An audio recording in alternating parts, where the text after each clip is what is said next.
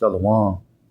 Before I continue with this lesson, I want to start off by giving all praises, honor, and glory unto Yahweh, Bahashem, Yahushua, Bahashem, Makakadash. Double honors to the apostles and elders of Great Millstone, and peace and blessings to the hopeful elect. I'm the brother lawyer, and I teach the Great Millstone Nashville Camp. Come back with a quick lesson. And this lesson will be entitled, Only the Elect Will Unite. Only the elect of the nation of Israel will unite, which we know that so-called blacks, Latinos, Native Americans, and Hispanics, and you got Israelite foreigners that are scattered around the world. We're going to be the only ones that unite. Now, I'm laying back off of this image. It says black and brown come together, which we're the same people.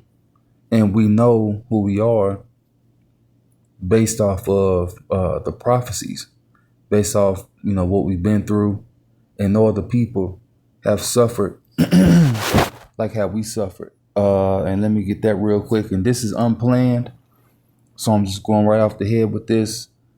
Because, our people always ask, how do we know that we the same people? Matter of fact, let me get something real quick. Yeah, people always ask, how do we know who we are, so on and so forth. Well, really, because it's like I was saying in Deuteronomy 28, talks about us going into captivity on ships. All 12 tribes from Judah down to Issachar were on ships and were in slavery. And so, let me get this. Ezekiel 37. And you can look up history, and you can look up all these tribes: Negroes, West Indians, Haitians, Dominicans, Guatemalans, to Panamanians, Puerto Ricans, Cubans, North American Indians, Seminole Indians. This is the Argentinians, Chileans, Colombians, Uruguayans, and Mexicans.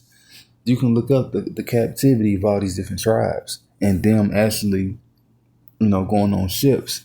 But that's not the main point of the lesson. The main point of the lesson is that, the 12 tribes will ultimately come together, but starting with the elect. Salaki. Allergies bothering me. So anyway, let's get this Ezekiel 37. And this deals with the Valley of Dry Bones. Matter of fact, I think it is in this one. I want to get the main point, because really you can go through the whole chapter, and this deals with basically us coming to life, because we're not in the dead state anymore. So this is the Valley of Dry Bones. I'm going to get the main points that I want for the sake of time. So Jeremiah 37, and I'm going to start at 12. It says, therefore prophesy, saying to them, thus saith the Lord power, behold, O my people, I will open your graves and cause you to come up out of your graves and bring you into the land of Israel. It says, and ye shall know that I am the Lord when I have opened your graves, all my people, and brought you up out of your graves. And we was in a dead state. We are being made lively, by the Lord breathing, his word into us. Because when you read this, Ezekiel seen the valley, Salaki, of bones. He's seen the valley of bones. And when Ezekiel started prophesying, basically these different bones, they became a body. They, like the whole, the skeleton came to life. But what brought it to life was the word of Yahweh, Bashem Yahushua, this word that we preaching about who we are, the prophecies, who Esau, Edom is, who these other nations are, what's going to happen. There you go. And so, let's keep reading to verse 15. 14 says, and I shall put my spirit in you, and you shall live, and I shall place you in your own land, which that's getting ready to happen. It says, then shall you know that I, the Lord, has spoken it and performed it, said the Lord. It says, not therefore, the word of the Lord came again unto me, saying, verse 15, Ezekiel 37:15, moreover, thou son of man, take thee one stick and write upon it for Judah and for the children of Israel, his companions, and take another stick and write upon it for Joseph, the stick of Ephraim, for all the house of Israel, his companions, and join them one to another in one stick, and they shall become one in thy hand. Verse 18, and when the children of thy people shall speak unto thee, saying, will thou not show us what thou meanest by this, which is a sign? And that's what our people do. But now that this word has magnified and blown up, our people know who they are. And even the 2/3, but the elect are going to fully understand what's going on, because it was a split between the northern kingdom and southern kingdom. It was a split. After King Solomon died, you had Jeroboam and Rehoboam. Jeroboam and Salakia. So you had let's get this AI overview. It says, after the death of Solomon, the kingdom of Israel split into two entities, Israel in the north and Judah in the south. Jeroboam led a revolt against Solomon's son Rehoboam and established his capital in Shechem. Right? It says Rehoboam ruled over the southern kingdom, composed of the tribes of Judah and Benjamin, and technically Levi, while the house of David continued to govern this nation. So when you read 2 Kings 17, the Lord, it's 2 Kings, 1 Kings. Let me see, 2 Kings. Might be 1 Kings. Let me go with 1 Kings real quick. Because the Lord had plucked up the northern kingdom out of the land. Let me see. It's 1 Kings 17:24. Salaki is 2 Kings. Yeah. So 2 Kings 17:24.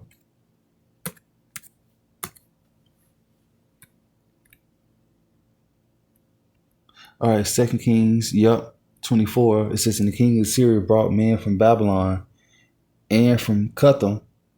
It says, and from Ava and from Hamath. It says, and from Sepharvaim, and placed him in the cities of Samaria instead of the children of Israel. And they possessed Samaria and dwelt in the cities thereof. And so the northern kingdom was put into another land. Verse 22 says, until the Lord removed Israel out of his sight, as he had said by all his servants, the prophets, so was Israel carried away out of their own land to Assyria until this day. And so the northern kingdom was taken into captivity. And so there's a split. But in Ezekiel, we're being joined back together, because that's what the Lord wants. It's for us to be joined together. So let me get this in Jeremiah and Isaiah 11. So we're gonna get Isaiah 11, because the world the world don't understand what's going on. Even if they say that they know that they Israel or they Israelites or so on and so forth, they don't understand the prophecies. They don't understand what's really going on. Hell, you got black only Israelites that don't understand, the northern kingdom. Doesn't matter about how they look. They're still Israelites. Now, some of them, they're not. But you go off of the spirit, that Romans 8. You got to go off the spirit, because, we don't look like our natural, selves anymore, because of the rape, robbery, murder, generations of being in other lands. So it's different. Now I'm going to get to Jeremiah 3 and 12.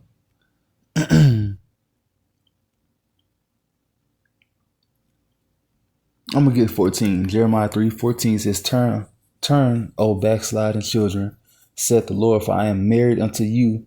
I will take you one of a city and two of a family, and I will bring you to Zion. That's starting with the elect.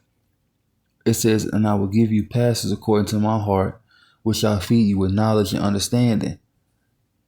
Salakia. Damn it. Salakia. All right, I'm back. And, all right. So, feed with knowledge and understanding. And that's what you're being fed. You know, that's how we are feeding you with this wisdom, knowledge, understanding about who we are, you know, what happened, what caused the split, what the Lord is going to do, starting with the elect, you know, well, really what the Lord is going to do for the elect and ultimately for the whole nation, because the rest of the 2/3 that, you know, that perish on this side, they're going to come through the elect. You know, they're going to be born in the kingdom. And then there was another one that, let me see. Is it in this chapter too? Yep, I'm going to keep reading. Verse 17, at that time, they shall call Jerusalem the throne of the Lord, and all nations shall be gathered unto it, to the name of the Lord, to Jerusalem. Neither shall they walk any more after their imagination of their heart. Right, so we're not going to walk anymore, you know, breaking the law, statutes, commandments, going into captivity. That's not going to happen anymore. Once the Lord's kingdom is ushered in, it won't be no more going into captivity. Verse 18, in those days, the house of Judah shall walk with the house of Israel, and they shall come together out of the land of the north to the land that I'll give it them for an inheritance unto you. And so we are in the land of the north, which is here in North America. This is where, you know, all the tribes are predominantly being gathered for the great deliverance, and ultimately to see our enemies fall, you know, and for the elect, not the elect, for the 2/3 to be judged, you know, for ultimately what they have done toward the Lord, you know, because that generation is back also to get judged. You know, the believers at that time are here to be saved, and the ones that, you know, had the Lord put on the cross, they got to be judged, and that's just what it is. But anyway, let's get verse 19. But I said, how shall I put thee among the children and give thee a pleasant land, a goodly heritage of the host of nations? And I said, thou shalt call me my father. Matter of fact, let me go down. Let's go down to verse 20. Surely as a wife treacherously departed from her husband, so have ye dealt treacherous with me, O house of Israel, said the Lord. A voice was heard upon the high places, weeping and supplications of the children of Israel, for they have perverted their way, and they have forgotten, Lord, their power. But guess what? Return, ye backsliding children, I will heal your backslidings. Behold, we come unto thee, for thou art the Lord our power. So the Lord is saying, you going off, but turn back toward me. You know, the Lord's going to heal us. You know, he going to come with healing in his wings, like how it says in Malachi. And we need that. We need to be healed from captivity, you know, slavery. You know, we need it. Give me 1 second. Let me go to this.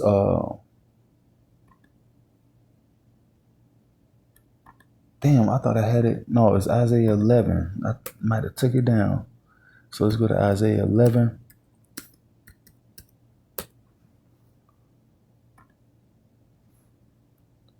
And let's see.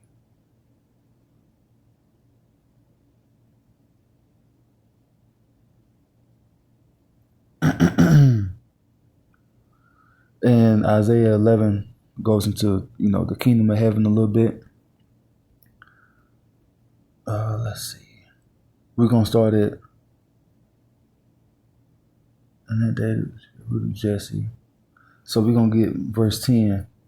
Isaiah 11:10. In that day, there shall be a root of Jesse, which shall stand for an ensign of the people. To which shall the Gentiles seek, and his rest shall be glorious. And it shall come to pass in that day that the Lord shall set his hand again the second time to recover the remnant of his people. So that's the elect, Jesse, the root of Jesse, Yahweh, he's gathering his people, like I says in Genesis 49 when Shiloh come. Let me get that. I know I said okay, my bad. That's my fault. Genesis 49. I believe it's at the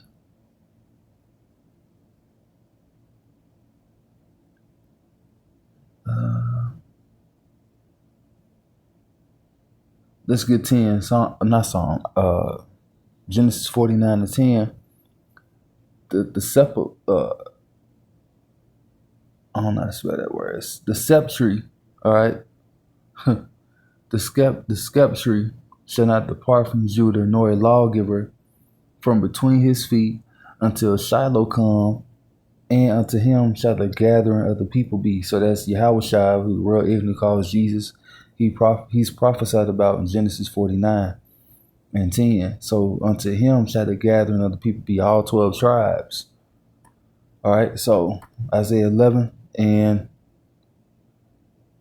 11. And it shall come to pass in that day that the Lord shall set his hand again the second time to recover the remnant of his people, which shall be left from Syria, and from Egypt, and from Pathros, and from Cush, and from Elam, and from Shinar, and from Hamath, and from the islands of the sea, because we've been scattered all over. We just read in 2 Kings how the northern kingdom was taken to Assyria. They was taken to other parts of the world. And we were too. We not in Israel now, are we? Exactly.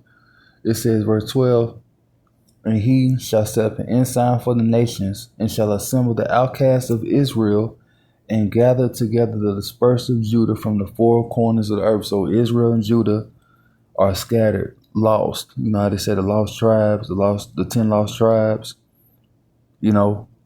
which is the northern kingdom.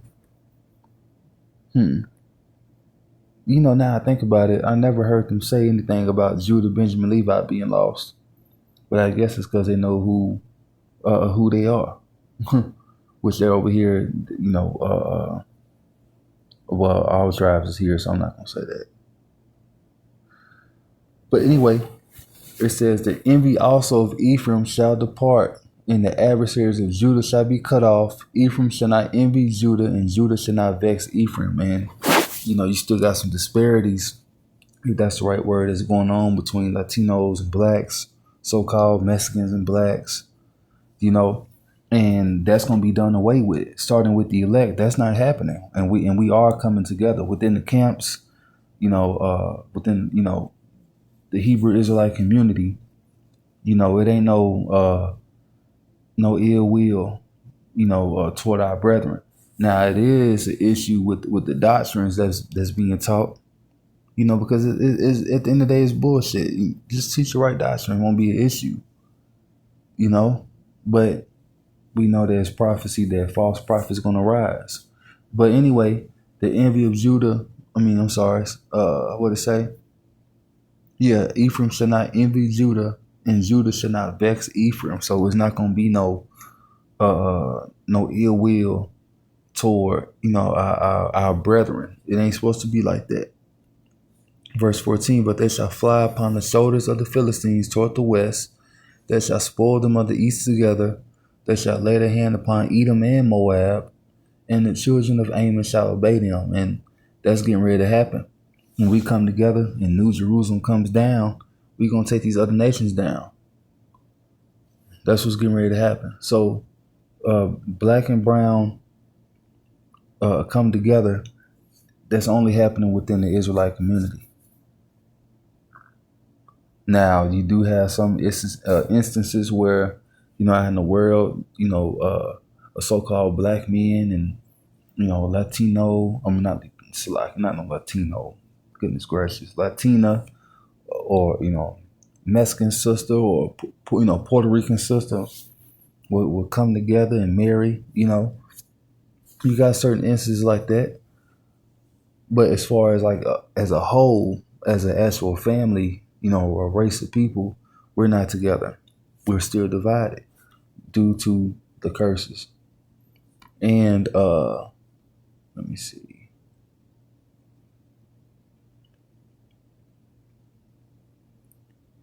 And really, I don't want to, I can give more scriptures. I don't want to, drag it out. It's a little late too. So, Lord will, this is edifying lesson, giving all praises, honor, and glory unto Yahweh, by Hashem, Yahweh Shai, by Hashem, Kakwadash. Shalom.